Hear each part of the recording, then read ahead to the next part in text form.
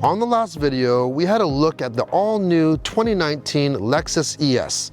Here's a little recap. The 7th generation ES is built off a new global architecture. The platform is stiffer, the car is longer, lower, wider, and has a longer wheelbase. The ES is available as an ES350, as well as for the first time, a new F-Sport model is available along with a new hybrid version. The interior features all new materials, anti-fatigue seats, standard Apple CarPlay, and a lot more. Make sure to check out that video if you haven't already. Now, it's time to drive. We are lucky enough to be driving on these beautiful roads near Nashville, Tennessee. We are in the F-Sport model right now. So what's different about this new drive now? First of all, we talked about the new platform. It's a lot stiffer. They use higher tensile steels, various different styles of it. It makes for a more rigid body, yet lighter weight. Engine-wise, you get a new 3.5-liter V6 with a new fuel injection system, and that bumps up the horsepower by 34 horsepower, giving you a total of 302 horsepower, and the torque is increased as well. Along with the new chassis, this F-Sport gets some other goodies like the adjustable variable suspension.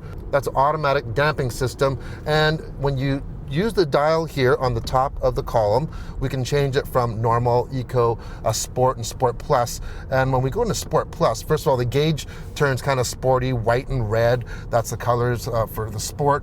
You can really feel the difference in the cornering abilities and the stiffness of the chassis. That's also enhanced by stiffer roll bars in the front and a new V-brace in the rear. On all the gas versions of the ES, the power is put through a brand new 8-speed automatic transmission. This transmission is actually lighter and smaller than the outgoing 6-speed box that they had in the current generation. Now, of course, Lexus is big on safety, and this ES, and all ESs, are equipped with the Lexus Safety Sense Plus 2.0. What does that give you? It gives you all the goodies like the frontal collision warning, but also pedestrian warning, bicyclist warning, and even low light pedestrian warning as well. This also has a co-driver system, kind of similar to all those pilot or autopilot systems that you're finding in competitors right now. So you have an adaptive radar cruise control based on a radar and cameras, and a lane keeping assist, and it will actually follow the car in front of you now, just in case if the lane markings are not that clear. And it does work very well. It's not an autonomous system, but it helps to add a little bit more safety into your drive. The ES does come standard with a backup camera and an available 360 view camera system as well. Unfortunately, you can only get that 360 camera on the higher trim levels. I wish it was an option on the lower ones. Like we mentioned earlier, Lexus is trying to make this ES more appealing for a broader audience, and I think they've done a really good job. First of all, what do you want in an ES, in this type of premium product? You want smoothness, you want quietness. Let's just have a listen. Just listen how quiet this is right now. And we are in Sport Plus mode.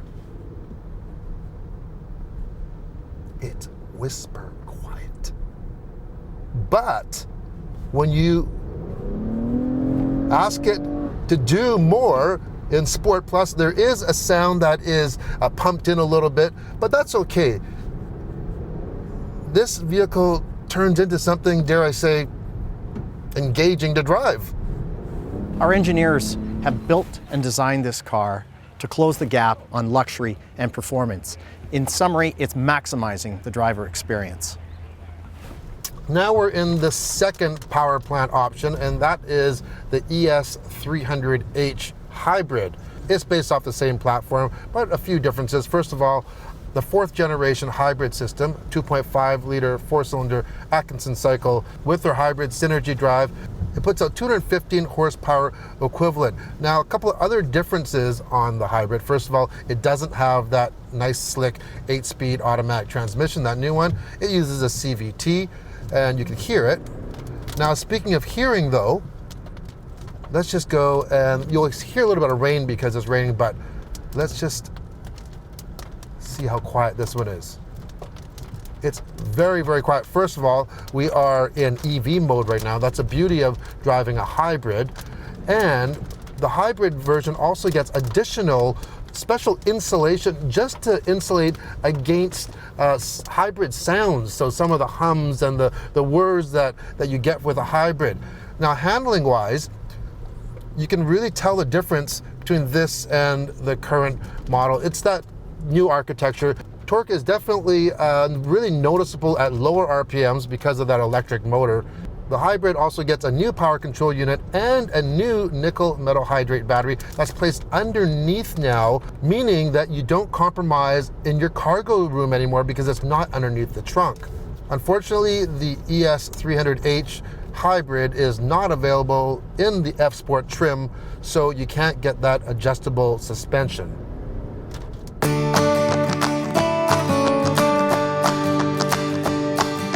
As for fuel economy, the combined rating for city and highway is only 5.3 liters per 100K, or 44 miles per US gallon, which is really impressive for this intermediate sized car. In case you're wondering how far we've come in fuel economy now, those numbers are about the same as when the first Prius came out, and this car is so much bigger with so many more features. There you go, there's the first look of the new Lexus ES and the ES hybrid, and Toyota set out to make this car more dynamic to look at and to drive and to appeal to a broader audience. I think they've achieved that, and if this is the future of Lexus, I can't wait to see what they have next. If you liked the video, hit the thumbs up, and if you want to see more everyday reviews, hit the subscribe button. Thanks for watching.